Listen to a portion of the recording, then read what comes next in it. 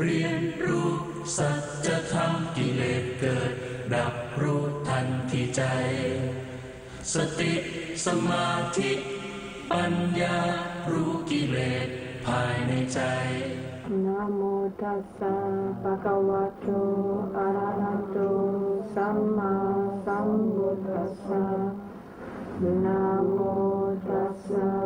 ภะคะวะโตอะระหะโตสัมมาสัมพุทธัสสะนะโมตัสสะภะคะวะโตอะระหะโตสัมมาสัมพุทธัสสะคณิกะสมาธิทำได้ไหม Wie ist es mit der Meditation, fragt er? Seid ihr ruhig? Ist der Geist ruhiger geworden seit gestern? คณิกะแปลว่าสงบนิดหนึ่งสงบแล้วเงียบไป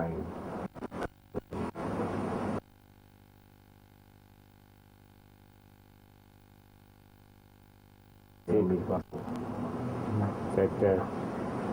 Kanika Samadhi heißt ruhig zu sein, einen Augenblick lang. Ein Augenblick der Geistesruhe, in dem man ruhig ist und erfüllt. ได้ไหม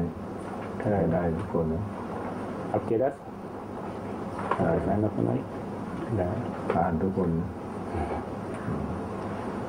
การผ่านสมาธิถือว่าตามพระพุทธเจ้าสอนเนี่ยพระอรหันต์พุทธเจ้าเนี่ยก็ถือว่าผ่านสามารถทำวิปัสสนาได้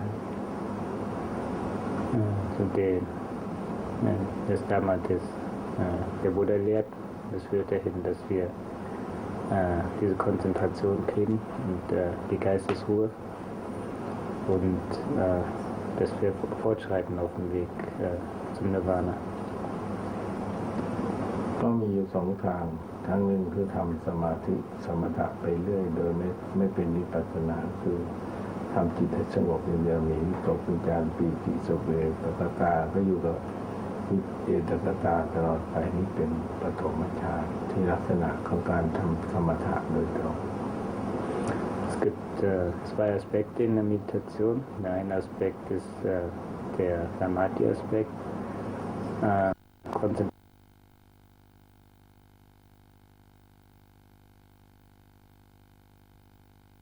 Zu machen, den Geist still zu machen, den Geist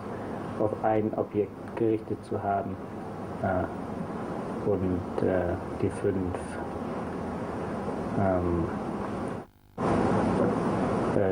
fünf Aspekte der Konzentration zu entwickeln. Das ist Gedankenfassung, gelenkte Gedanken, Verzückung, Geistesruhe und Glück. ตอนนี้ถ้าเราทำสมถะไปก็จะต้องติดอยู่ในความสงบตลอดไป Und wenn wir Geistesruhe üben, dann ist unser Geist immer ruhig. เราจะไม่รับรู้อะไรทั้งหมดเพราะเราต้องการความสงบอย่างเดียว Und dann haben wir zwar Geistesruhe, aber wir wissen nicht, weil wir nur Ruhe praktizieren. แม้แต่พระจะเทศอะไรเราก็ไม่สนใจเราจะสงบอย่างเดียวถือว่าวิธีสงบเราได้แล้วเราก็ไม่สนใจใครทั้งหมด Und was Mönche lehren oder was der Buddha gelehrt hat, das interessiert uns dann gar nicht so sehr, weil wir einfach nur daran interessiert sind, ruhig zu sein. Und unser Geist ruht in sich selber und wir sind nicht so interessiert, was in uns passiert oder in der Welt passiert. บางคนยังเข้าใจว่าตัวเองได้ถึงฌานสูงแล้วก็เลยว่าฉันเก่งแล้วฉันได้สูงแล้วฉันก็เลยติดสงบอย่างนั้นอย่างเดียวเพราะไม่ทำวิธีอื่น Und bei vielen Meditierenden, die nicht nach dem Buddha meditieren, sondern nach anderen Lehren, bei denen ist es häufig, dass sie denken, dass sie erleuchtet sind oder dass sie im Nirvana sind, weil sie so hohe und subtile Stufen der Konzentration erreicht haben, dass es sich schon so wie befreit anfühlt. Aber es ist einfach nur ein hoher Zustand der Konzentration. สมถะนี้เป็นความรู้สึกที่เราต้องการความสุขกับสงบอย่างเดียวไม่ต้องการอย่างอื่น Und die Konzentration, die stille Meditation ist einfach nur, um die Ruhe zu genießen, die Geistesruhe und das Glück, was daraus entsteht. แต่ถ้าเราต้องการจะเจริญวิปัสสนา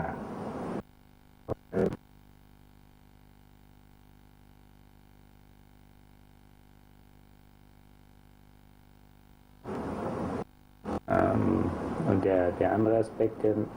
Meditation im Buddhismus ist Vipassana, das heißt Einsicht. Das ist das, was wir hier die ganze Zeit machen, Einsicht in den Körper, Einsicht in den Geist. Und das ist, dass wir aus dem einfachen Zustand der Geistesruhe und des Gleichmuts uns wieder bewusst herausholen, um über den Körper zu reflektieren und über den Geist zu reflektieren. เราไม่ต้องไปเรียนความสุขของใจปิติของใจเราก็ไม่เรียนความสุขของความทุกข์ของใจความทุกข์ของกายว่าเป็นไงสุขเป็นไงทุกข์เป็นไงให้รู้ว่าทุกข์กายเป็นไงทุกข์ใจนี่คือการเจริญวิปัสสนา Der Weg der Geistesruhe ist halt sehr versuchend, weil man sehr viel Glück verspürt und sehr viel Ruhe verspürt und das sehr angenehm ist. Aber der Buddha hat gelehrt, sich nicht das Glück und die Ruhe anzugucken, sondern die Schmerzen und das Leiden im Körper und Geist, um Einsicht zu entwickeln und um Weisheit zu entwickeln. คือพอเรียนวิปัสสนาคือการสมถะผ่านไปแล้วก็กลับมาพอสงบแล้วก็กลับมาดูว่าจิตเราคิดอะไรจิตคิดดีก็รู้คิดไม่ดีก็รู้สุขก็รู้ทุกข์ก็รู้ก็ศึกษาจิตตัวเอง Am Anfang entwickeln wir ein bestimmtes Level von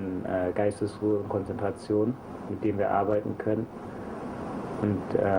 dann gehen wir aber aus der Ruhe raus und machen bewusst die Reflexion und die Konzentration über den Körper und den Geist.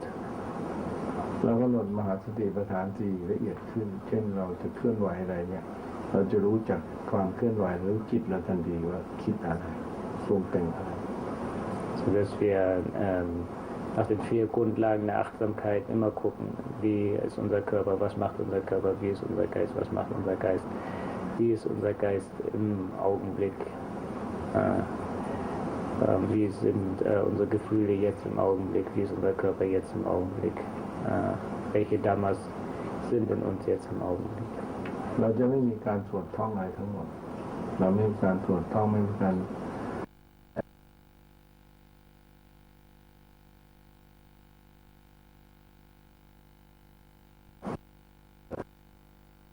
Dieser Weg, dass wir gucken, was macht unser Körper, was macht unser Geist, dass wir beobachten und Einsicht entwickeln in unseren Körper und in unseren Geist nach den 4 Grundlagen der Achtsamkeit. ถ้าเราไม่รู้จิตเราก็ยกจิตขึ้นสู่วิปัสสนาไม่ได้เพราะไม่ผ่าน Wenn wir unseren Geist nicht aus der Geistesruhe rausheben, aus der einfachen Konzentration und Stille in der Meditation, können wir Vipassana, können wir Einsicht nicht praktizieren. วิปัสสนาที่วิปัสสนาแปลว่าพ้นวิเศษก็คือการรู้ความโกรธเรารู้ความไม่พอใจของเรารู้ความรักความชังของเรานี่คือวิปัสสนาที่รู้ทันความคิดของเรา Und die Einsicht in den Geist ist insbesondere die Einsicht in unsere negativen Seiten im Geist, unser Ärger, unsere Gier und die Seiten, dass wir die klar erkennen, wie sie sind, wie sie entstehen und wie sie wieder vergehen. ที่ว่าธรรมะวิปัสสนาเป็นธรรมเบื้องสูงก็คือการสูงก็คือว่าเราสามารถรู้กิเลสเราความคิดของเราอยู่ตลอดเวลาทุกลมหายใจก็ว่าได้คือรู้จักจิตเรานะคือเรื่องธรรมะปรมัตถ์คือรู้จิตเห็นจิต Und das ist das Besondere an der Einsichtsmeditation, dass wir halt genau unseren Geist kennenlernen und nichts ausschließen, weder das Positive noch das Negative, sondern offen sind im Augenblick wissen, was in unserem Geist passiert und in unserem Körper passiert. เรียกกายไหวแต่ใจรู้กายไหวใจเฉยกายจะขยับเคลื่อนไหวแต่รู้จักความคิดตัวเองนี่เราวิปัสสนาคือรู้จิตเป็นจิตตัวเอง So der Körper sitzt da und der Geist ist derjenige, der den Körper wahrnimmt, der den Körper weiß. Und der Geist sieht sich auch selber. จิตมีราคะรู้จิตมีราคะจิตมีโทสะรู้จิตมีโทสะจิตมีโมหะรู้จิตมีโมหะจิตมีโลภะรู้จิตมีโลภะจิตฟุ้งซ่านรู้จิตฟุ้งซ่านคือรู้ว่าเกิดอย่างไรแล้วก็รู้ว่าจิตนั้นดับอย่างไร Also was immer im Geist entsteht, wenn Gier entsteht, dann wissen wir, dass Gier entsteht. Wenn Hass entsteht, wissen wir, dass Hass entsteht. Wenn Ärger entsteht, wissen wir, dass Ärger entsteht. Wenn Verblendung im Geist ist, dann wissen wir, dass Verblendung im Geist ist.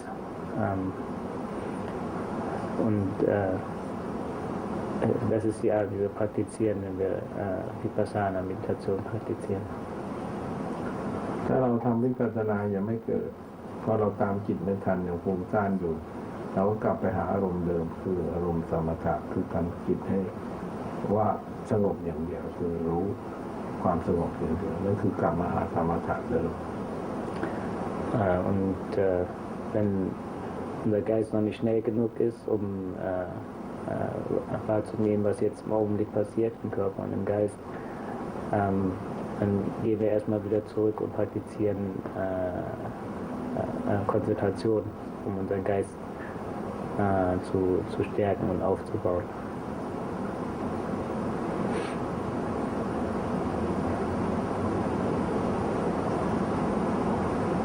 นี่คือที่พูดมาทั้งหมดนี่คืออารมณ์ของผู้ปฏิบัติธรรมที่ต้องพบทุกคน Worüber wir hier reden, sind alles Angelegenheiten für Menschen, die meditieren, von Menschen, die meditieren. Jeder, der meditiert, wird früher oder später dahin kommen und diese Sachen sehen und kennenlernen. จะเป็นสำนักไหนอาจารย์ใดก็ต้องผ่านตรงนี้ทั้งหมด Egal bei welchem Lehrer oder in welcher Schule ihr lernt, ihr werdet das da durchgehen. ถ้าไม่ผ่านตรงนี้ถือว่าคุณไม่รู้เรื่องกรรมฐานพุทธเจ้า Wer das nicht kennt, wer die Samatha-Meditation zusammen mit der Vipassana-Meditation nicht kennt, der kennt noch nicht die Lehre des Buddhas. อันนี้ก็คือการเข้าใจสมถะก็มีทั้งสองอย่างคือสมถะของพระพุทธเจ้านี่คือเข้าไปสู่วิปัสสนาโดยตรงไม่ไปทางอื่น Und es gibt zwei Arten von Geistesruhe, Meditation, von Samatha-Meditation, Konzentration. Die eine ist von anderen Lehren, die nicht Vipassana haben. Und die sind einfach nur auf Geistesruhe und Stille im Geist ausgerichtet. Und der Buddha hat gelehrt, dass die Konzentration, dass die Geistesruhe nur Werkzeug ist, um eine klarere Einsicht in den Körper und eine bessere Einsicht in den Körper und den Geist zu kriegen. มันจะเห็นจิตตัวเองว่ากิเลสมันเบาลงความโกรธมันเบาลงความโลภมันเบาลงความฟุ้งซ่านความคิดต่างๆมันดับไปอันนี้คือที่เราจะเกิดมรรคผลคือการรู้จักตัวเองและรู้จักดับกิเลสตัวเองได้ Und wenn wir unseren Geist beobachten und sehen, was im Geist passiert, dann können wir unsere eigenen Befleckungen sehen, können unsere eigene Gier sehen, unseren eigenen Ärger sehen, unsere eigene Hass, unsere eigene Verblendung sehen und dadurch, dass wir sie angucken und sehen, können wir sie auch weniger werden lassen und überwinden. ความคิดนี่มันละเอียดอ่อนกิเลสมันละเอียดอ่อนถ้าเราไม่มีสมถะวิปัสสนาคู่ๆไปก็จะเห็นได้ยากกิเลสมันจะถูกปิดบังด้วยสมาธิบ้างด้วยปัญญาบ้าง der Geist und das Denken und unsere Befleckungen sind sehr, sehr subtil, gehen auf eine sehr subtile Ebene runter. Und wir brauchen starke Konzentration in Verbindung mit mit scharfer Einsicht, um durch die Ebenen, um dadurch um unsere Befleckung zu sehen und unsere Verblendung zu sehen und dadurch zu schneiden und durchzukommen. บางครั้งกิเลสมันก็หลอกเราว่าเราได้อย่างนั้นเราได้อย่างนี้ Und so kommt es auch vor, dass wir halt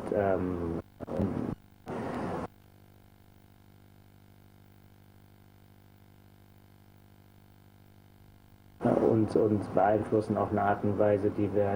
nicht wahrnehmen, weil sie zu subtil sind. ถ้าเรายังมีความโกรธอยู่แสดงว่ากิเลสมันก็หลอกเร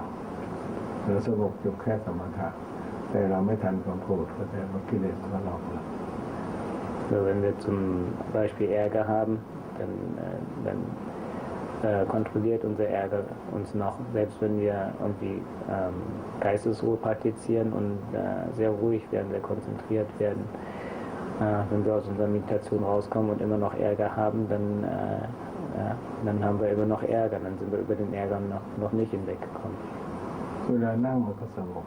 เวลากระทบมันก็โกรธ Wenn in der Meditation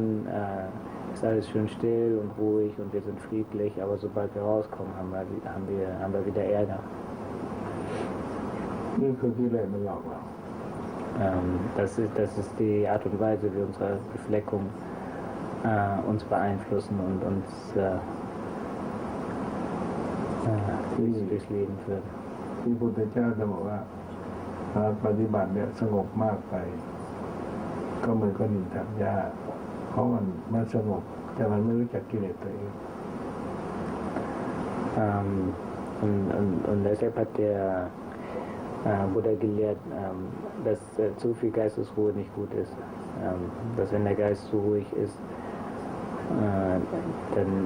dass man den richtigen Weg verliert. นั้นเราต้องรู้จักตัวนี้ให้มากที่สุดคือความโกรธเกิดขึ้นก็ให้รู้ดับทันทีว่าความโกรธเกิดขึ้นแล้วเราก็ต้องรู้ว่านี่คือความโกรธคือต้นเหตุของกิเลสเราก็รู้ความโกรธเกิดขึ้นในขณะกินเดินนั่งนอนเนี่ยมันจะมีอารมณ์พวกนี้ผ่านมาตลอดชอบใจไม่ชอบใจมีทั้งอดีตมีทั้งปัจจุบันเราก็รู้ว่าอารมณ์เรานี่มันเกิดขึ้นตลอดเวลาเราก็ต้องมีสติมีปัญญารู้ว่าชอบไม่ชอบ Darum ist es so wichtig in der Meditation, die wir hier machen, sich den eigenen Ärger anzugucken, und zwar auf eine Art und Weise, die verbunden ist mit Weisheit, dass wir halt den Ärger für das sehen, was der Ärger ist. Entsteht, er brennt in uns und er vergeht auch wieder. เราจะต้องไปเห็นทุกข์ทางกายพิจารณาทุกข์กายของเรากายของเรานี่มันมีทุกข์เช่นปวดร้อนเมื่อยเจ็บหิวกระหายนอนนานก็ปวดนั่งนานก็ปวดเดินนานก็ปวดร่างกายของเราจะมีโรคภัยไข้เจ็บมามีความทุกข์มาตลอดต่อไปเราก็จะต้องชราไปถึงเจ็บไปถึงตายเราก็ต้องเห็นอาการของกายเราว่ากายนี่มีทุกข์ Und genauso wichtig ist es, sich den Körper mit dem selben Gleichmut und mit derselben Achtsamkeit anzugucken und insbesondere die Schmerzen im Körper, die Schmerzen in Beinen, im Rücken, wo immer Schmerzen sind, sich genau anzugucken, was die Natur der Schmerzen sind, ohne Ablehnung dagegen zu haben und ohne das zu mögen oder nicht zu mögen, sondern einfach nur zu beobachten, was es ist, wie es ist, so wie es ist. ทุกข์ไม่มีอะไรเท่ากับขันธ์ห้าร่างกายเลยทุกข์ที่สุดในโลก Das größte Leiden, was wir haben, sind die fünf Khandhas, unser Körper, unsere Gefühle, unsere Wahrnehmung, unsere Geistesformation, unser Bewusstsein. Das ist das größte Last, die wir mit uns rumtragen. เราก็จะเห็นความเสื่อมของกายเราพอเจอของกายแล้วเนี่ยเราก็จะเห็นว่ามันเสื่อมไปทุกวันเช่นเรากินข้าวเนี่ย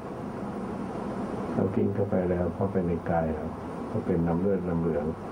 น้ำหนองเสลดน้ำลายแล้วมันก็เสื่อมไปเป็นเนื้อไข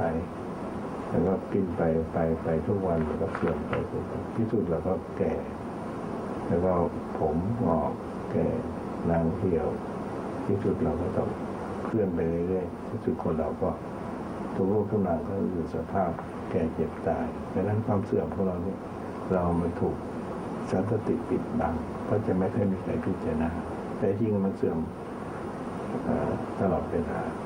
เพราะมันไม่เที่ยงอยู่แล้ว Und es ist wichtig, sich den Körper anzugucken und zu sehen, dass er ständig älter wird, dass er ständig kränker wird, kaputter wird und zu sehen, wie die Nahrung, wie wir essen und sich die Nahrung einfügt in den Körper und daraus Blut wird und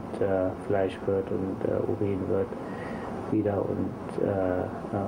Kot wird und Ausscheidung und sich diesen ganzen Prozess des Körpers anzugucken und zu sehen, dass er ständig altert, sich ständig eigentlich ständig am Verwesen ist und das genau zu verstehen, die Vergänglichkeit im Körper. แต่ใจนี่มันไม่เสื่อมใจเรานั่งสมาธิได้ใจเราสวดมนต์ภาวนาได้ใจเราคิดถึงบุญกุศลได้ใจเราคิดถึงแต่ความดีที่เราทำนึกถึงเรื่องที่เราปฏิบัติดีศีล 5 ศีล 8ฉะนั้นใจเราจะไม่เสื่อมแต่กายมันเสื่อมยิ่งอยู่นานไปเท่าไหร่กายก็ยิ่งเจริญใจก็ยิ่งเสื่อมมากขึ้นใจก็ยิ่งเจริญถ้าเราภาวนามากขึ้น Und im Gegensatz zum Körper, der halt immer älter wird und immer kränker wird und immer kaputter wird, ist der Geist, der halt nicht altert und nicht krank wird und nicht schwach wird, sondern die ganze Zeit das ist, an was er denkt. Wenn der Geist an heilsame Sachen denkt, ist der Geist heilsam. Wenn der Geist an unheilsame Sachen denkt, ist er unheilsam. Wenn wir an die 8 Regeln denken, an unsere eigenen guten Taten und so, dann ist der Geist heilsam. Und ist so in jedem Augenblick. นี่ที่พุทธเจ้าแสดงธรรมให้เทวดาได้ฟังว่าสังขารรูปังอนิจจังรูปไม่เที่ยง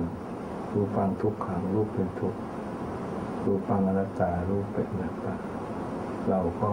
พิจารณาตามมันก็จะเห็นตามความจริงว่ารูปไม่เที่ยงรูปเป็นทุกข์รูปแปรปรวนรูปแตกดับฉะนั้นเราต้องพิจารณาแล้วก็จะเห็นตามความเป็นจริงที่พระเจ้าสอน Es gibt diese bekannte Lehre vom Buddha, dass der Körper ist vergänglich, der Körper ist leidvoll, der Körper ist unpersönlich und es ist wichtig, sich das immer wieder vorzusagen und darüber zu kontemplieren, um das wirklich zu sehen, dass der Körper vergänglich ist, dass der Körper etwas Leidvolles ist, eine Last ist und dass der Körper nicht uns selbst gehört. Es ist kein Selbst, es gehört niemandem, es ist einfach nur Natur, entsteht, ist geboren, wird alt und stirbt. นี่เราพูดให้คนมีสมาธิฟังก็จะเข้าใจถ้าคนไม่มีสมาธิก็จะไม่เข้าใจ Leute, die gute Konzentration haben und die schon Einsicht entwickelt haben, die verstehen das. Aber Leute, die keine Konzentration haben, die keine Geistesruhe entwickelt haben, die werden das nicht verstehen. พระพุทธเจ้าได้แสดงทำให้แก่สาวกทั้งหลายเข้าใจในขันธ์ห้าว่าคนเราก็มีแค่นี้เองมีรูปมีความรู้สึกที่สุขหรือทุกข์ดีใจเสียใจแล้วก็ไม่เที่ยงแปรปรวนแตกดับในร่างกายเรานี้เองเป็นธรรมะที่เราควรจะเห็นรู้โดยปัจจตังเฉพาะตน Und deshalb hat der Buddha immer wieder gelehrt, eben dieses über die fünf Khandhas, über den Körper, dass der Körper vergänglich ist, dass der Körper eine Last ist und dass der Körper nicht uns selber gehört. Damit wir darüber kontemplieren und das verstehen, so wie es wirklich ist.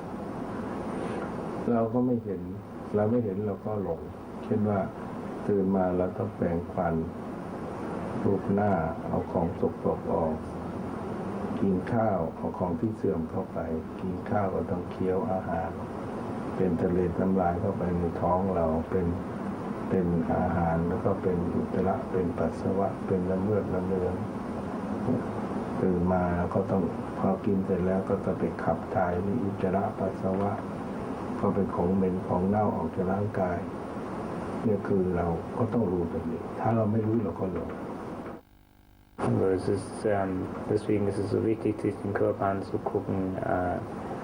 genau wie er ist und sich halt ihn auf die richtige Art und Weise anzugucken, dass wir sehen, wenn wir Zähne putzen, dass das, was rauskommt, schmutzig ist, dass das Essen, was wir essen, in uns verfault, in unserem Magen verfault, in unserem Darm verfault und was letzten Endes wieder rauskommt, Kot und Urin, dass es verfaulte Sachen sind, die stinken und das ist die Natur des Körpers, das ist so, wie der Körper ist. นี่แหละที่พระเจ้าท่านเรียกว่าสัตว์มนุษย์ก็เป็นสัตว์ที่มีร่างกายมีเนื้อมีหนังมีเส้นมีโครงกระดูกมีของร่างกายก็เป็นของไม่สะอาดเน่าเปื่อยผุพังถึงความแก่ความชรามีอะไรทุกอย่างที่เหมือนสัตว์อื่นดังนั้นวิปัสสนากรรมฐานสมถกรรมฐานเขาต้องพิจารณาเห็นกายของเราเพราะเป็นของเสื่อมเป็นของไม่เที่ยงเป็นของเปลี่ยนแปรปรวนถ้าเราไม่รู้ตัวนี้เราก็ไม่เข้าใจสมถะหรือจิตวิปัสสนาว่าจะพิจารณาอะไร Und der Buddha hat gesagt, dass wir Menschen wie Tiere sind auf der Ebene, dass wir genau dieselben Körper haben. Wir müssen essen, wir müssen verdauen, unsere Körper sind schmutzig, kommt Kot, Urin und Schweiß raus. Und darum hat der Buddha das gelehrt, dass wir genau uns das angucken. Und wenn wir uns das nicht angucken, dann sind wir noch nicht auf der Level, dass wir gute Konzentration, gute Einsicht in den Körper und den Geist haben, so wie der Buddha es gelehrt hat. เราจะไปนิพพานเราจะนิพพานเราต้องรู้ตรงนี้ก่อนเห็นความขันธ์ห้าเป็นทั้งหลายไม่เที่ยงแปรปรวนตรงนี้ก่อนเราต้องดูตรงนี้เราเห็นตรงนี้เราจึงจะพูดถึงเรื่องนิพพานได้ Wenn wir ins Nirvana erreichen will und auf dem Weg zum Nirvana ist, der muss das sehen. Das ist der Weg zum Nirvana, ist das Verstehen des Körpers, wie er ist, dass er vergeht, dass er verwest, schmutzig ist und diese Natur des Körpers muss man genau verstehen, um höhere Einsicht zu entwickeln und fortzuschreiten auf den Weg zum Nirvana. นิพพานสูงสุดคือดับโกรธดับเกลียดดับรักดับชังจิตตัวนั้นไม่มีแล้วจึงเรียกว่านิพพาน Und Nirvana heißt das Ende der Gier, das Ende des Ärgers und das Ende der Verblendung in unserem Geist. Und ist der höchste Zustand, den man erreichen kann, ist das höchste Ziel, was ein Wesen erreichen kann. ถ้าเรายังดับโกรธดับเกลียดดับรักดับชังไม่ได้ยังวุ่นวายอยู่ในใจเราก็จะมาพูดถึงนิพพานไม่รู้เรื่อง Also wenn wir noch Ärger haben, wenn wir noch Gier und Verblendung in uns haben, dann hält es uns in diesem unruhigen Zustand als hier auf der Welt, und wir werden immer weiter hier auf der Welt umherwandeln und nicht verstehen, was Nirvana heißt. ธรรมะไม่ได้สูงหรือต่ำธรรมะเป็นกลางอยู่ในใจทุกคนเอง Und das Dharma, was der Buddha gelehrt hat, die Lehre des Buddhas, ist in der Mitte unserer Herzen. ที่พุทธเจ้าบอกภิกษุใดเข้าฌานออกฌานไปปณิพพานเที่ยวภิกษุใดรู้จิตเห็นจิตใกล้ปณิพพานเที่ยว Wie der Buddha gesagt hat, der Gleichmut in der Mitte des Herzens, alles zu sehen, wie es ist, ohne Ablehnung und ohne Zuneigung, ist der Weg zum Nirvana, ist der Weg des Dhammas. เรียนรู้สัจธรรมกิเลสเกิดดับรู้ทันที่ใจสติสมาธิปัญญารู้กิเลสภายในใจเรียนรู้สัจธรรมกิเลสเกิดดับรู้ทันที่ใจสติสมาธิปัญญารู้กิเลสภายในใจเรียนรู้สัจธรรมกิเลสเกิดดับรู้ทันที่ใจ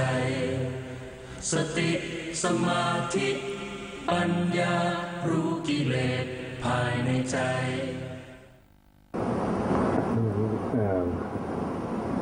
Können wir jetzt langsam aus der Meditation wieder rauskommen?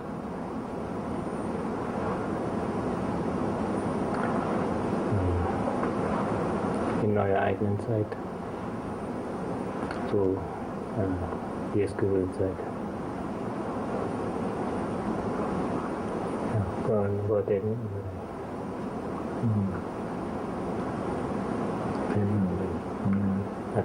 Habt ihr irgendwelche Wünsche, über was ihr im Dharma-Vortrag halten sollt? Eine Frage. Es wurde gesagt, zu viel Geistesruhe wäre nicht gut. Weshalb? Weil der Geist dann vielleicht träge und faul wird? Oder? Die เขาทำว่าที่หลวงพ่อเทศเมื่อกี้เรื่องสมถะมากเหลือเกินไม่ดีเพราะอะไรเขาทำไม่จริง มันไม่รู้จักจิตตัวเองสงบแล้วไม่รู้จักจิตตัวเองไม่รู้จักกิเลสตัวเอง Das, was wir gerade eben auch schon erzählt haben, sagt er jetzt, dass bei zu viel Geistesruhe du deinen eigenen Geist nicht mehr wahrnimmst. โกรธมันไม่รู้โกรธ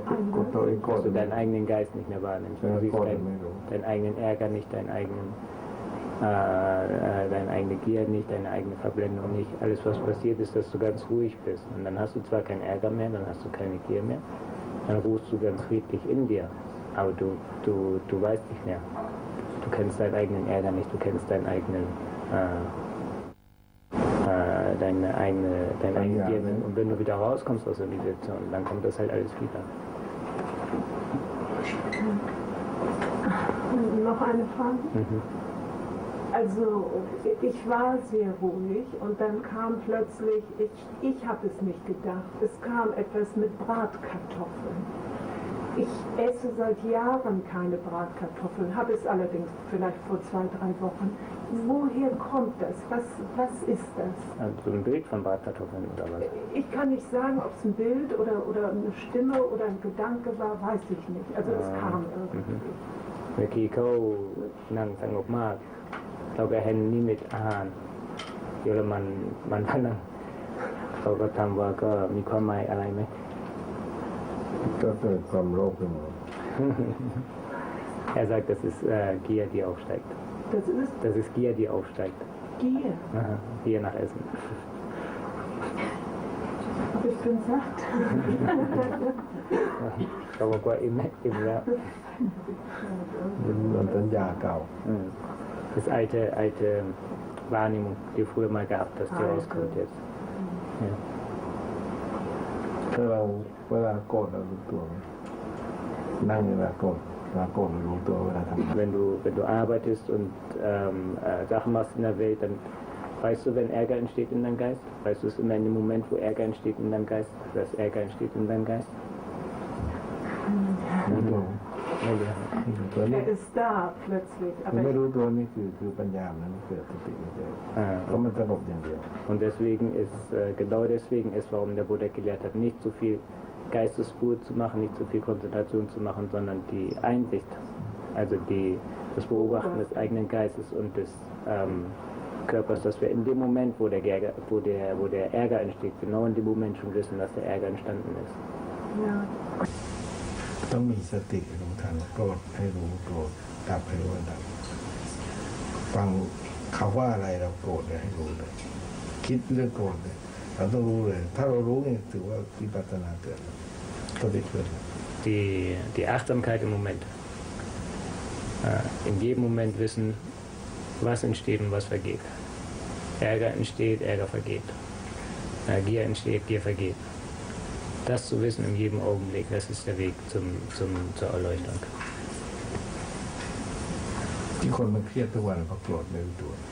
Ja, aber ich meine, während ich am Tage zum Beispiel mit irgendetwas beschäftigt bin oder während ich sitze? Beides. Was wir hier machen, wenn wir sitzen, oder ich. เขาถามว่าก็ที่หลวงพ่อพูดเวลานั่งกรรมฐานเลยตลอดวันนะที่ทำสติ นั่งก็เพื่อให้มันละตัวโลภกดหลงที่จิตมันรู้ทันความคิดตัวเองแล้วมันละกิเลสตรงนี้กระทบไปมันดับ So, wenn wir sitzen, praktizieren wir das, dass wir es im Alltag anwenden können, dass wir im Alltag schneller sind, zu sehen, was,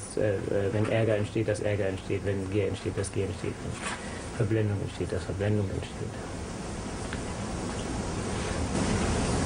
Ja. Ich habe nochmal eine Frage. Ich habe festgestellt, eben bei der Meditation war es so, ich saß nicht in dem normalen Sitz, also weder im Schneidersitz noch wie sonst noch die Knie, also auf den Knien saß ich auch nicht von der Seite. Kann es damit zusammenhängen? Ich habe gemerkt, bei der Meditation ist wie eine Art, also nicht wie eine Art Druck, aber von innen nach oben ging, also wie oben, auf dem Kopf hat es gemerkt. Aber es war wie ein Sog, der von innen nach oben ging. Das, also von innen, nicht von außen, von oben nach unten, sondern von unten nach oben. Kann das mit der Sitzposition zusammenhängen und wie ist dann in dem Moment damit umzugehen? Gar nicht bei der Beachtung, sondern wieder zurück zum Atem oder was soll man da machen? เขาก็บอกว่าธรรมดาเวลานั่งกรรมฐานเขานั่งแบบ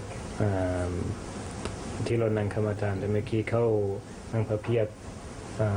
ขาอยู่ข้างนั่งแล้วก็มีเวทนาเกิดขึ้นมีแบบความดันเกิดขึ้นจากข้างหลังขึ้นไปข้างบนหัวเกี่ยวกับอิริยาบถหรือเกี่ยวกับอะไรเนี่ยอันนี้ ก็ต้องพิจารณาเวทนา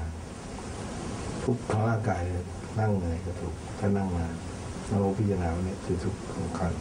ทุกของร่างกายเวทนาเกิดขึ้นแล้วก็พิจารณาเวทนาว่าร่างกายเนี่ยมันทุกข์ไม่เที่ยง Er sagt, was immer entsteht, egal in welcher Position du sitzt, du wirst nie eine Position finden, wo kein Schmerzen ist, wo kein Leiden ist. Und was wichtig ist beim Sitzen, sich halt das anzugucken, dass du in jeder Position Schmerzen hast, dass du in jeder Position der Körper in einem Zustand des Leidens ist. Und das ist wichtig anzugucken. หลักของปฏิบัติคือจิตหลักของปฏิบัติธรรมะทั้งหมดแปลนในปัญญาคือรู้จิตเองไม่รู้จิตเองก็หลง Das Dharma, was der Buddha gelehrt hat, alles was in den 84.000 Sutren, der Buddha hat 84.000 Sutren gelehrt und es kommt alles runter zu seinen eigenen Geist zu kennen. Das ist alles, was da drin steht. Das ist das Wichtigste. นี่ว่าธรรมะขี้โกรธถ้าเราขี้ขอเวลาเรียกธรรมะขี้โกรธสร้างธรรมะและขี้โกรธมันไม่ได้แก้ปัญหานั่งนี้ก็มันมีขี้โกรธเหมือนกัน หงุดหงิดเนี่ย Also wenn ihr sitzt und ihr ärgerlich werdet, dann habt ihr noch nicht genug, dann habt ihr noch nicht genug Einsicht. ถ้าโกรธนี่ยังใช้ไม่ได้ Wenn Grund noch da ist, dann ist es noch nicht, seid ihr noch nicht richtig. เกิดที่ใจให้ดับที่ใจออกมาทางกายวาจานี่ถือไม่ได้ Wenn das im Geist entsteht und es immer noch dazu führt, dass es in euren Worten rauskommt, in euren Handlungen rauskommt, dass ihr jemanden anschreit und jemanden schlagt oder so, dann ist es immer noch, dass ihr euren eigenen Ärger nicht versteht. Aber ist es nicht auch sinnvoll, wenn man dann gelernt hat zu merken, rechtzeitig zu merken, bevor man handelt, dass man einen Ärger hat oder einen Unmut oder dass man auch irgendetwas nicht richtig findet, ja? Das kann doch nicht nur das Einzige sein, dass man es merkt, sondern es gibt doch sicher auch eine richtige Reaktion, die man durch diese Wachheit lernen soll, um dann, mit der man dann auch lernt, vielleicht anders umzugehen in seiner Umgebung. Man lebt ja nicht nur für sich und für seine eigene Wahrnehmung. เขาจำว่าเวลาความโกรธเกิดขึ้นแล้วก็รู้ว่าโกรธเกิดขึ้นแล้วทำอะไรต่อไป ก็รู้แค่นั้นพอเลยทำอะไร sagt, da gibt es nichts mehr. Das Wichtigste ist wirklich, dass du merkst im Augenblick, wo der Ärger entsteht, dass der Ärger entsteht. Und zwar den Ärger so wahrnehmen mit der Geisteshaltung, die wir hier versuchen zu praktizieren, mit dem Gleichmut. Dass du halt einfach siehst, Ärger ist Ärger, Ärger entsteht im Geist und Ärger vergeht im Geist. โกรธแล้วไปนรกไม่โกรธแล้วไปสวรรค์ Und das halt darüber zu reflektieren, dass du, wenn du Ärger bringt dich in die Hölle und den Ärger zu kennen und keinen Ärger mehr zu haben, führt in den Himmel. ถ้าไม่โกรธเลยนี่ไปนิพพาน Wenn kein Ärger mehr da ist, dann ist Nirvana. ตัวนี้สำคัญนะ Das ist sehr wichtig,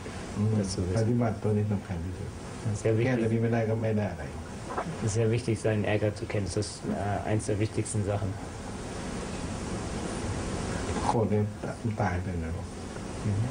Wer mit Ärger stirbt, kommt in dem Moment, wenn er ärgerlich im Moment des Todes ist, der kommt auf die niederen Ebenen und meistens in die Hölle. มันเห็นแก่ตัว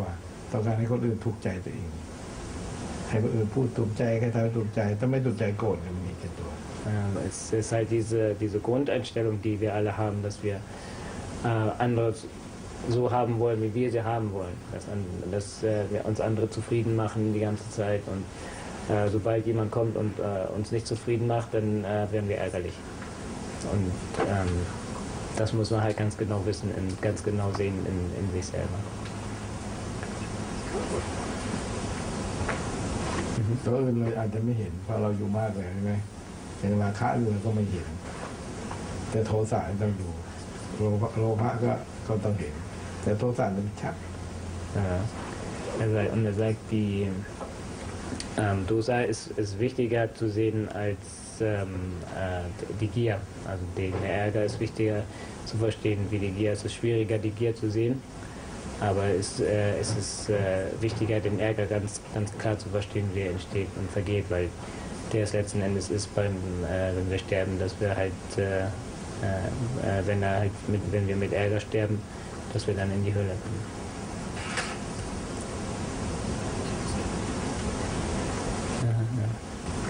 Mich würde nochmal interessieren, gestern fiel schon der Begriff falsche Konzentration.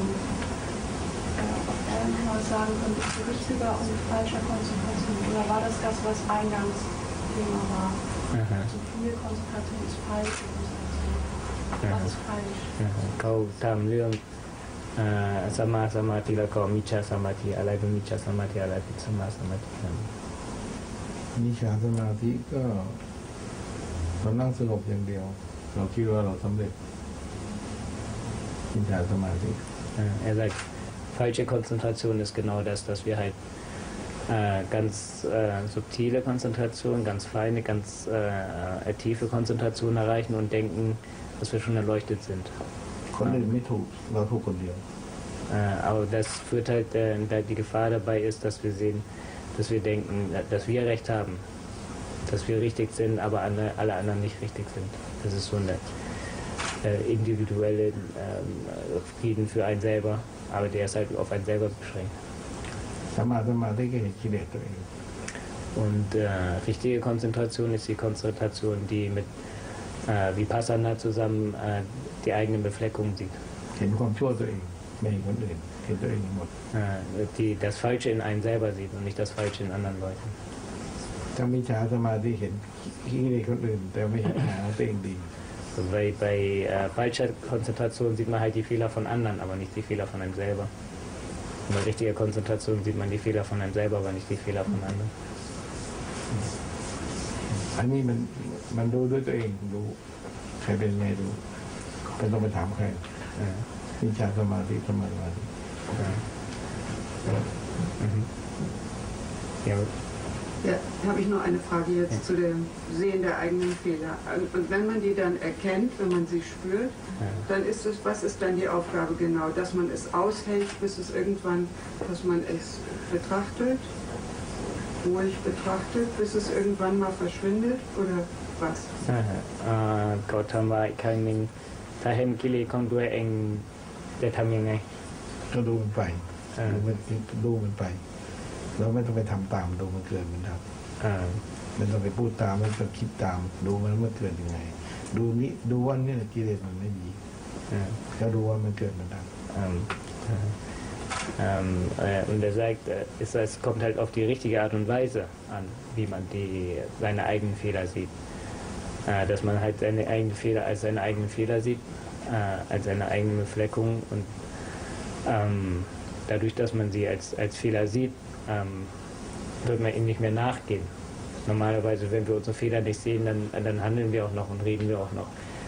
nach unseren Fehlern. Aber wenn wir unsere Fehler so der wahrheitsgemäß sehen, wie sie uns sind, dann handeln wir darauf nicht mehr. Und das schwächt sie ab im Laufe der Zeit. ถ้าเห็นแล้วเราไม่คิดตามไม่ทำตามนั่นถือว่าสติเป็นสมาธิปัญญาเกิดแต่ถ้าเห็นแล้วเราคิดตามทำตามถือว่าเราหลงทาง Also wenn unsere Befleckung und unsere Fehler die Gier, der Hass und die Verblendung,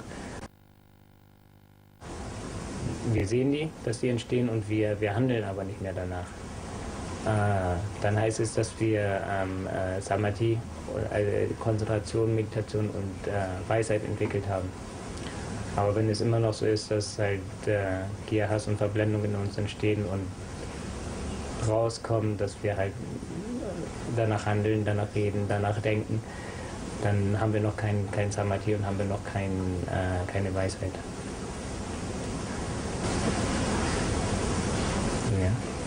Gier und Hass zu erkennen ist ja relativ leicht. Ja. Verblendung ist für mich, finde ich, das Schlimmste. Wobei ich sagen muss, der Rest außer Gier und Verblendung Gier oder Hass muss ja Verblendung sein, weil ich bin noch nicht erleuchtet. Ist das richtig, die Haltung, dass wir letztendlich sagen, okay, Gier ist gerade nicht, Hass ist auch gerade nicht da, Verblendung ist mit Sicherheit jetzt nicht da. So damit umzugehen? เขาทำว่าความ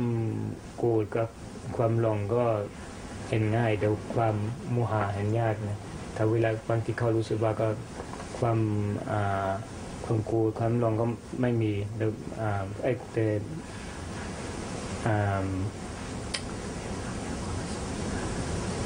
ความโลภก็ความโลภใช่ไหมไม่ใช่ความโมหะยังอยู่นี่ก็ทำยังไงโมหะกับความหลงมันเดียวกันโมหะกับความหลงมันเดียวกันความโลภกับความหลงกันคนละอันคือให้ดูยังไงความหลงก็คือต้องทำสติปัฏฐานสี่เวลาเดินให้รู้เดินนั่งรู้นั่งมองคิดอะไรให้รู้คิดอะไรที่รู้จักความหลงตัวเองDie Verblendung zu sehen, ist halt wichtig, die 4 Grundlagen der Achtsamkeit zu praktizieren, das Anapanasati, dass du halt ganz genau beobachtest in deinem Körper und in deinem Geist, was passiert. สติปัฏฐานละเอียดยืนเดินนั่งนอนเคลื่อนไหวจะรู้จักความหลงตัวเอง und die Achtsamkeit in den 4 Positionen, halt im Stehen, im Sitzen, im Liegen und im Gehen, dass du halt ganz genau weißt, wie du dich bewegst, was du machst und die Achtsamkeit immer im Moment hast. ที่ยาวัตสีจะรู้จักความหลงตัวเองทำให้ละเอียดเลย sodass die Achtsamkeit in den 4 Positionen immer zu wissen, in welcher Position du bist und was du machst, macht deine Achtsamkeit halt stark dafür, macht deine Achtsamkeit, dass du die Verblendung sehen kannst, besser sehen kannst.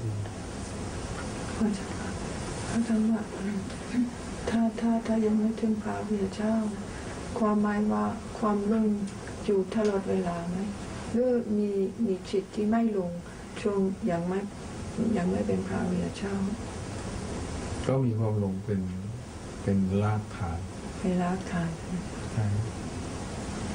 แต่พอเป็นโสดาบันเราก็จะตัดความหลงได้เป็นลำดับไปกลับมาเป็นปุถุชนอีกความหลงของปุถุชนเนี่ยคือหลงเป็นรากฐานไปแล้วก็จะสงบได้เวลาเราทำสติ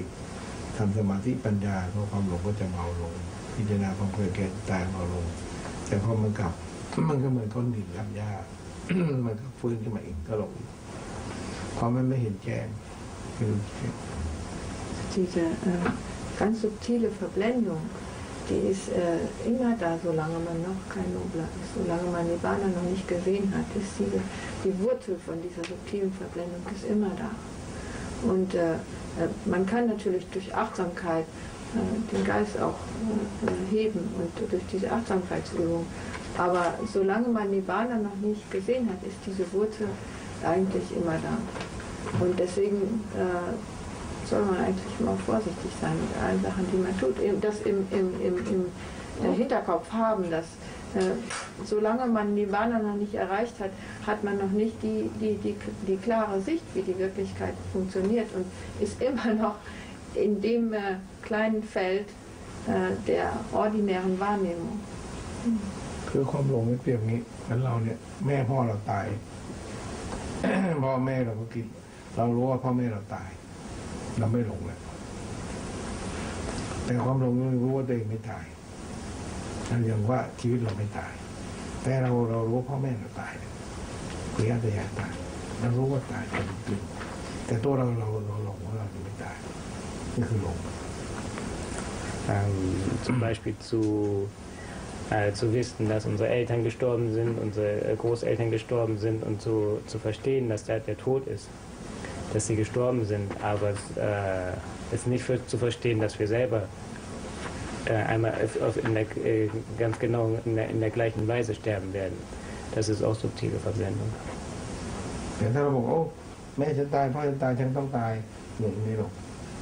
Aber wenn wir verstehen, dass genau dasselbe, was unseren Großeltern passiert ist, was unseren Eltern passiert ist, was anderen Menschen passiert ist, dass sie halt sterben, dass uns das genauso passiert, dass wir das wirklich verstehen im Herzen, dann haben wir keine Verblendung mehr.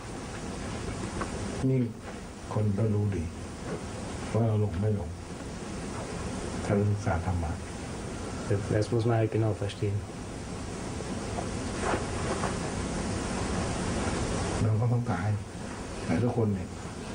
Jeder von uns muss sterben. Jeder hier im Raum muss sterben.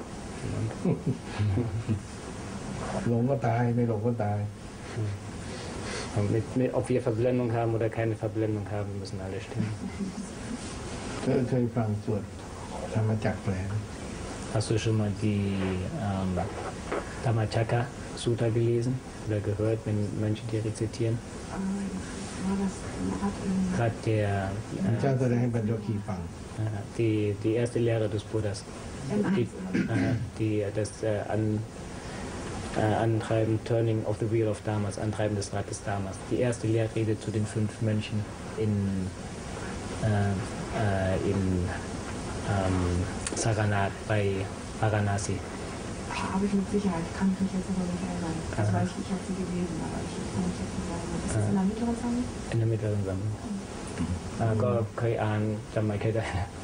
เคยอ่านแล้วจำไม่เคยได้แล้วก็มาปฏิบัติด้วยนั่นเลยอสุภกรรมฐานที่เจ้าสอนเป็นโยคีสำเร็จเลย Sollst du nochmal wieder lesen, also da steht alles drin. อยู่นั่นเลยคลังพระไตรปิฎกเทศครั้งแรกเลยเรื่องอสุภะ Das ist die erste Lehre des Buddhas und erzählt er halt über die Ekligkeit des Körpers und solche Sachen. เทวดาหมื่นโลกธาตุเราฟังด้วย Und da waren halt die 5 Mönche, die zugehört haben. Und zu den 5 Mönchen waren noch Tausende von Engeln und Devas, die damit zugehört haben. แต่มนุษย์ฟังแค่5 คนนอกนั้นได้ยินเสียงพระพุทธเจ้าถึงพรหมโลก Es waren halt nur 5 Menschen und der Rest waren alles Devas und Brahmas.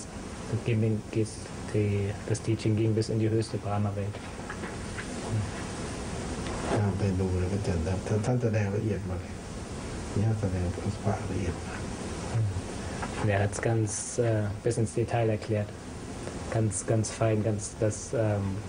da kein Zweifel mehr entstehen konnte. Der Buddha hat immer ganz detailliert erklärt, wie der Körper ist, wie der Geist ist,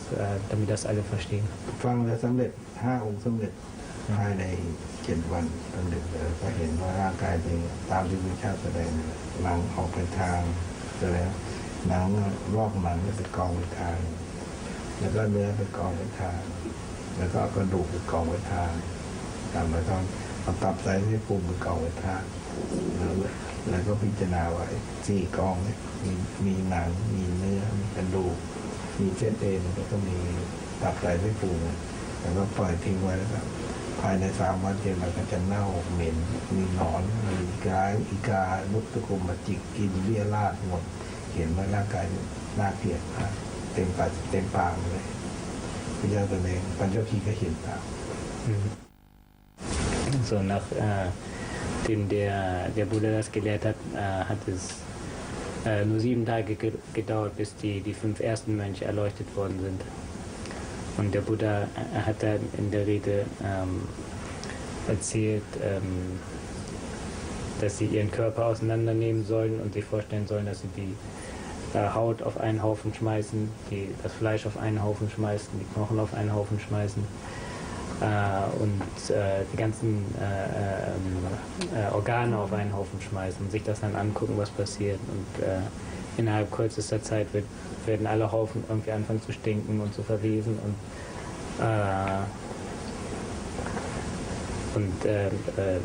als er das Bild an die 5 Mönche weitergegeben haben und die danach praktiziert haben, sind sie alle erleuchtet worden. โสดาบันมีเห็นถูกว่ากายตัวเองเนี่ยร่างกายเนี่ยไม่ใช่กายตัวเองอาศัยของพ่อแม่มาเป็นธาตุ4 เนี่ยเราจะมองเห็นว่าไม่ใช่กายตัวเองเป็นกายที่อาศัยเข้าใจแล้วไม่ใช่กายตัวเอง Der Sodaban versteht, dass der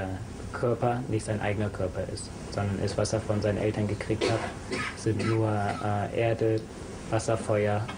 und Luft zusammen. Das ist der Körper, es gehört nicht ihm selber. แต่ก็ยังมีโรควนหลงอยู่แต่เบาบางแล้วก็เชื่อว่าพระพุทธเจ้ามีจริงเห็นว่าพระพุทธเจ้ามีจริงพระธรรมคำสอนมีจริงพระอรหันต์มีจริงเชื่อมั่นว่าพระพุทธธรรมประสงค์มีจริงสวรรค์มีจริงนรกมีจริงนิพพานมีจริงเชื่อมั่นไม่สงสัย Und er hat ganz festes Vertrauen, also er hat Sicherheit in seinem Vertrauen an den Buddha, Sicherheit in seinem Vertrauen über die Lehre, Sicherheit in seinem Vertrauen an die Erleuchteten. Und er weiß sicher, dass es die Hölle gibt, dass es den Himmel gibt und dass es Nirvana gibt. Und es ist zwar immer noch so, dass er halt, Gier, Hass und Verblendung in sich hat, aber in einer abgeschwächten Form. เป็นเชื่อว่ากรรมเนี่ยทำดีได้ดีทำชั่วได้ชั่วบุญบาปนรกอยู่ที่ใจเนี่ยไม่เชื่อว่าใครบันดาลได้เป็นกรรมของตัวเอง Und er ist halt sicher er sieht ganz sicher in sich, dass wenn er Gutes tut, dann wird er Gutes wiederkriegen und wenn er Schlechtes tut, dann wird er Schlechtes wiederkriegen. Und wenn er Gutes tut, dann führt das aufwärts in den Himmel und Nirvana, wenn er Schlechtes tut, führt es abwärts auf die niedrigen Ebenen und in die Hölle und der weiß, dass der Himmel und Hölle ist in seinem eigenen Herzen, ist das, was er tut, was er sein Geist, was er im Herzen hat. ไม่เชื่อพิธีกรรมอื่นเลยไม่เชื่อทำพิธีกรรมเลยบวงสรวงไหว้เจ้าไหว้ผีเทวดาทั้งหลายไม่ถือพิธีกรรมอื่นเลยตัดทิ้งพิธีกรรมหมดเลยเหลือแต่พระพุทธธรรมประสงค์ Und er glaubtไม่ไหว้ศาสนาอื่นเลย und er glaubt nicht mehr an die Lehren von anderen Religionen, die halt Götterverehrung und Riten und Regeln und Geisterverehrung und alle solchen Sachen lernen. Von denen sieht er klar, dass die nicht zum Nirvana führen, dass das nicht der richtige Weg ist. Also der einzigste richtige Weg ist der Weg, den der Buddha gelehrt hat. แล้วเข้าใจกิเลสตัวเองเข้าใจโลภโกรธหลงตัวเองสามารถดับกิเลสตัวเองได้แล้วก็เชื่อว่าตัวเองไปนิพพานแล้วว่าเชื่อว่านิพพานมีจริง Und er kennt seine eigenen Fehler, er kennt seine eigenen Befleckungen und er weiß auch, wie er seine eigenen Befleckungen zum Ende bringen kann. Sie sind noch nicht zu Ende, er ist noch nicht voll erleuchtet, aber er kennt den Weg, den er gehen muss. Und er weiß, dass er, wenn er den Weg geht, dass es da das Nirvana gibt, was das Ende der Gier, das Ende des Ärgers und das Ende der Verblendung ist. ใครจะพูดไงโสดาบันจะตัดสินใจได้เองผิดถูกเรื่องศาสนาทุกศาสนาจะตัดสินใจได้เองว่าผิดหรือถูก Und der Sodabaner, er hat keinen Zweifel mehr darüber, er kann für sich selber entscheiden, welche Lehre richtig ist und welche Lehre falsch ist. Das sieht er in seinem Herzen. เป็นมั่นในศีลห้าไม่ฆ่าสัตว์ไม่ลักทรัพย์ไม่ผิดกาเมไม่พูดปดไม่ดื่มน้ำเมาตลอดชีวิต Und ein Sodaban wird die 5 Regeln nicht mehr brechen. Er wird nicht mehr töten, er wird nicht mehr stehlen, er wird nicht mehr Ehe brechen, er wird nicht mehr lügen und falsche reden und er wird auch nicht mehr trinken. Das wird ein Sodabaner nicht mehr machen. ยอมตายแล้วก็ไปนิพพานไปสวรรค์อย่างเดียวไม่ไปนรก7 ชาติไปนิพพาน Und er hat keine Probleme mit dem Sterben. Wenn er stirbt, dann stirbt er. Man hat Vertrauen in den Tod. Und er wird höchstens 7-mal wiedergeboren und wenn dann immer nur als Mensch oder als Engel. Und nach spätestens 7 Leben wird er ins Nirvana eingehen. Ich habe gerade gehört, dass das mit dem Tod, also dass man als ein Eustodons tötet. Ja, Tod. Und sterben ja.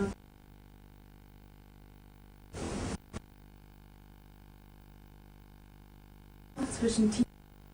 Leben und menschlichem Leben mit Pflanzen. Also du meinst jetzt das Essen, was wir essen, dass wir das töten genau, lassen, um zu essen. เขาถามว่าเรื่องบาปอธิบาตแล้วก็เห็นว่าเขาพายังกินเนื้อสัตว์ยังกินอะไรที่มีชีวิตอยู่อย่างนี้ก็เป็นไง พุทธเจ้าท่านมีเรื่องศีลห้าท่านบัญญัติแค่ศีลห้าศีลแปดคือก็ภิกษุ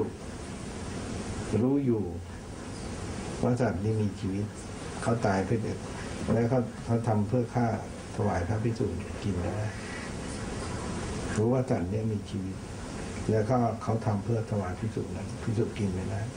ถ้ารู้แต่ถ้าภิกษุไม่รู้ว่าเขาทำกันเป็นธรรมดาเขาขายเขากินเลยภิกษุกินได้ทีอันนั้นเป็นธาตุสี่งานไม่ลงเพื่อเป็นยารักษาโรคร่างกาย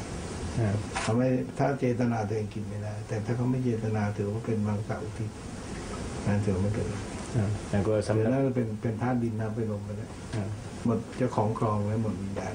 ครับแล้วสำหรับคารวะนะคารวะก็ต้องกินแบบนี้ต้องไม่ให้ฆ่าสัตว์ไม่รู้อยู่ไม่ได้ไปสั่งเขาก็ไม่ได้เขาฆ่ามาตัวเองก็ไม่ได้แต่ต้องปราศจากโดยความว่าไม่รู้เราไม่รู้ไม่เห็นด้วยกินก็เป็นธาตุเป็นยาแล้วต้องกินด้วยปัญญาและพวกผักพวกผลไม้ที่เป็นก็มีชีวิตอยู่เหมือนกันเขาทำนั่นไม่เกี่ยวชีวิตนั้นไม่พลาดชีวิตเป็นไปพลาดความเกี่ยวสำหรับภิกษุเท่านั้นวินัยภิกษุก็ไม่ให้ไปทำกินเอง Er sagt halt, es wird sehr wohl der Unterschied gemacht zwischen Pflanzenleben und Tierleben. Und bei Tierleben ist es halt für einen Buddhisten verboten, selber zu töten und die Tötung anzuordnen. Und wir als Mönche zum Beispiel, wir dürfen kein Fleisch essen, von dem jetzt jemand sagt, wenn du mir Fleisch, du sagst, ich habe ein schönes Schwein für dich, das schlachte ich jetzt mal und schenke dir, dann darf ich das nicht annehmen. Aber wenn du oder wenn irgendjemand ein Schwein schlachtet und das Fleisch gibt, dann dürfen wir das annehmen, weil wir in dem Prozess des Tötens nicht mit drin waren. Das ist halt der Unterschied in dem Karma. Wir halten das auf jeden Fall nicht für gut, aber wenn das Fleisch da ist, dann müssen wir als Mönche das annehmen, weil wir müssen jedes Essen annehmen, was wir kriegen. Und wenn jemand Fleisch gibt, dann müssen wir Fleisch annehmen. Aber für einen Buddhisten ist es verboten zu töten, es ist verboten Tiere zu halten, die zum Töten bestimmt sind und Tiere zu transportieren, die zum Töten bestimmt sind. Also dieser ganze Prozess der Schlachterei ist eigentlich für einen Buddhisten verboten. ไอ้วิธีไม่กินเนื้อสัตว์ไปนิพพานได้เนี่ยพระเทวทัตทำมาแล้วไม่สำเร็จ Und das Festhalten an dem vegetarischen Essen, dass man jetzt sagt, dass ich nur noch vegetarisch esse und nicht, ist nicht der richtige Weg zum Nirvana. พระเทวทัตทำมาแล้วไม่สำเร็จไปนรกด้วยเพราะเขาจิตผิดเข้าใจพระเจ้าผิด Devadatta, der Cousin vom Buddha, der immer ganz viel, der den Buddha immer stören wollte und den Buddha immer töten wollte und immer gegen den Buddha war, der wollte die Mönchgemeinde spalten und seine eigene Mönchgemeinde aufmachen und seine eigenen Regeln machen, und der hatte das dabei, dass er halt nur Pflanzen isst und kein Fleisch mehr isst. Und es war halt nicht der richtige Weg. Und der Devadatta ist letzten Endes auch wegen anderer Sachen, aber ist halt in die Hölle gekommen. Das ist halt eine falsche Ansicht. Das Festhalten an Äußerlichkeiten. Und kennst du Devadatta? ไม่รู้ก็ไปดีกว่าถ้าคนต้องไปดูตรงนั้นศึกษาไปดีกว่า Musst du lesen in den Schriften über Devadatta und Buddha. Devadatta hat immer versucht, den Buddha zu untergraben, die Mönchgemeinde zu untergraben, den Buddha zu töten. Und nicht nur in diesem Leben, als der Buddha Buddha war, sondern schon seit vielen Leben davor. มีสองฝ่ายพระเทวทัตเนี่ยมันอยากได้กินเนื้อสัตว์อยากจะส่งจากพระพุทธเจ้าแล้วพระพุทธเจ้าว่าเราห้ามเนื้อ10 อย่างเราไม่ได้ห้ามตามเทวทัตเทวทัตบัญญัติเองว่าไม่ให้กินเนื้อสัตว์ Also der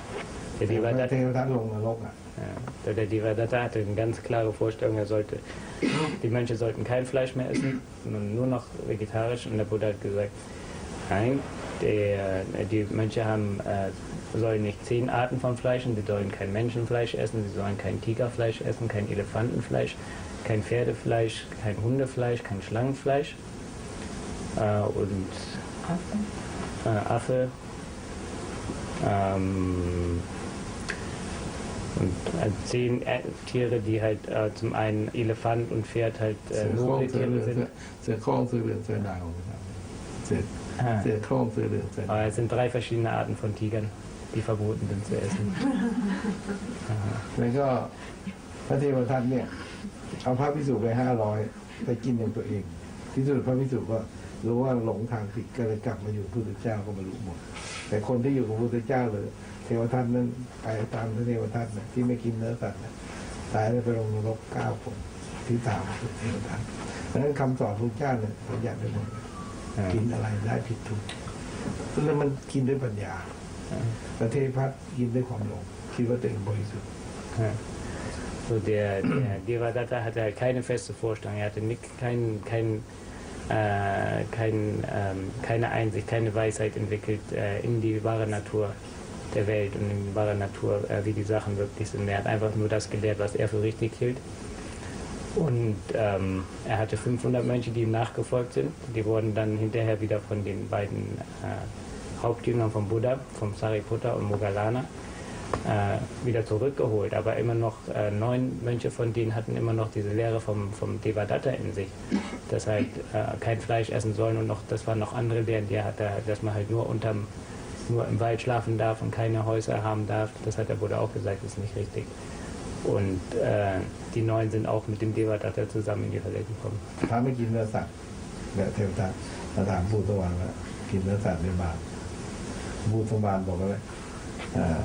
คนกินเนื้อสัตว์ไม่ไปนิพพานผู้สวรรค์ก็ไปถามว่าแล้วไอ้งัวควายช้างม้ามันกินหญ้าไม่ไปนิพพานนะไอ้งัวควายช้างม้าทำไมไม่ไปนิพพานมันกินหญ้าอย่างเดียวไม่กินเนื้อสัตว์ Sein Lehrer Lumpo Sangwan und der mittlerweile verstorben ist, dem wurde mal dieselbe Frage gestellt und da hat er darauf geantwortet, wenn man halt durch kein Fleisch essen ins Nirvana kommt, was ist denn dann mit den Kühen, den Pferden, die auf der Wiese stehen und Gras essen, die müssen ja eigentlich auch alle ins Nirvana kommen. Warum sind wir immer noch so blöd, wie sie sind? Ich würde den Evelyn ganz gerne fragen, wie man im Alltag ein bisschen mehr Virya lernen kann oder wie man ein bisschen mehr dazu bekommen könnte. Ich merke, dass, weil wenn es zu den Indriyas kommt, dass ich doch zu wenig Virya habe und andersrum, wenn es zu den Hindernissen kommt, dass ich merke, dass ich beispielsweise durch die Arbeit, aber auch durch die Fülle in meinem Privatleben, durch das weltliche Leben eben halt schnell zu Müdigkeit und Erschöpftheit und Trägheit eben halt neige, weil es einfach zu viel ist. Ich habe also wenn ich einen guten Dharma höre oder ich sag mal, wenn ich auch meditativ mal ein bisschen tiefer gehen kann und erfahren kann, dann steigt in mir der sehnliche Wunsch auf, ein spirituelles Leben zu führen, habe aber auf der anderen Seite, ich sag mal, in meinem weltlichen Leben so viel Fülle auch, durch Partnerschaft, durch Freunde, auch der Job und so weiter und so weiter. Und ich hätte Angst, viele Menschen zu enttäuschen und bin so ständig so in dieser Polarität und dadurch merke ich manchmal, dass ich eben halt ziemlich erschöpft bin und auf der anderen Seite müde bin und dass es mir manchmal so an Willenskraft, an Tatkraft mangelt, um den entscheidenden Impuls zu geben, weiterzukommen. Ich würde ganz gerne vielleicht, Frage B dazu, den Evelyn fragen, ob er, ich sag mal beispielsweise empfiehlt, mir zur Vergänglichkeit über die Vergänglichkeit zu meditieren oder was es ist, damit man den entsprechenden Entscheider noch ein bisschen mehr umgehen kann. นานพอสมควรแต่ว่าเขาก็มีเมียมีลูกมีบ้านแล้วก็มีความสุขอยู่ที่บ้านแต่ว่าพออยู่ที่นั่นก็ปฏิบัติไม่คือเต็มที่มีวรมังกรแล้วก็ถามหลวงพ่อว่าก็ทำยังไงจึงวิริยะทำความเพียรให้เกิดขึ้นในใจมากขึ้นอยู่ในป่าในช่วงนั้นถ้าคนไทยเขาก็มีวิธีนะวันพระแปดค่ำถึง5 ค่ำเขาก็เป็นนอนวัดถือโบสถ์สมัยนี้ก็วันเสาร์อาทิตย์เขาก็แยกตัวไปนอนวัดถือโบสถ์ก็ทำให้จิตใจเนี่ยชำระล้างไปได้7 วันนึงก็ทำให้เกิดความสงบแล้วบางครั้งก็ไปเข้ากรรมฐาน3 วันนึงก็พยายามไม่ทิ้งกรรมฐานแต่ก็อยู่บ้านก็อยู่แต่ว่าเวลานั้นก็วันพระวันเสาร์อาทิตย์แล้วก็ถือพรหมจรรย์Er sagt, in Thailand,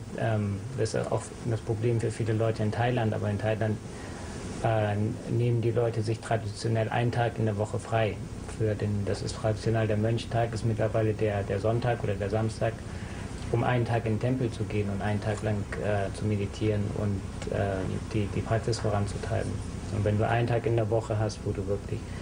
konzentriert dich an das ransetzt, das kann deine Praxis am Leben halten und dir neue Energie geben, jedes Mal einmal in der Woche, sodass du weiterkommst. Ja.